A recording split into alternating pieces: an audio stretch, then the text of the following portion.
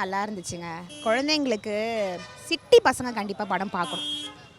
இந்த எனக்கு ஆக்சுவலா எனக்கு வந்து அம்மிக்கல்லு, ஆட்டுக்கல்லு இது எல்லாமே தெரியும். ஆனா நான் அப்ப எங்க டைம்ல நாங்க யூஸ் பண்ணது கிடையாது.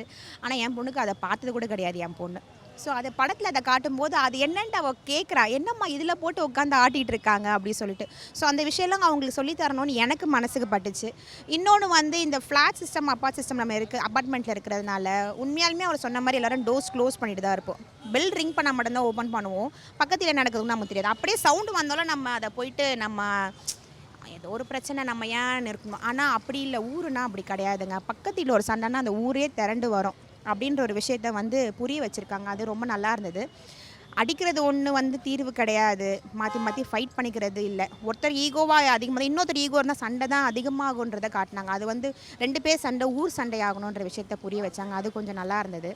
சிட்டி பசங்க பார்த்தா அவங்களுக்கு கொஞ்சம் ஊரோட விஷயம் புரியும்னு நெனைக்கிறேன். இப்போ இந்த ஸ்டடீஸ்க்காக பசங்க கிராமத்துலேருந்து இங்கே வருவாங்க. அப்போ வரும்போது அவங்க என்ன நினைப்பாங்க, அவங்கள வந்து நம்ம பசங்க எப்படி நினைப்பாங்க அப்படின்னா, ஊர்லேருந்து தானே வந்திருக்காங்க அப்படின்ட்டு. நல்ல ஒரு மாரி நினைப்பாங்க. பசங்க "டேய் என்னடா நீ வந்து நாட்டுப்புறத்து தானடா" அப்படின்னு. ஆனா அவங்க வந்து இந்த ஊருக்கு போனா தான் அதோட மகிமை என்னன்னு அவங்களுக்கு தெரியும். அது இந்த படத்தில காட்டியிருக்காங்க. அது நல்லா இருந்துச்சு.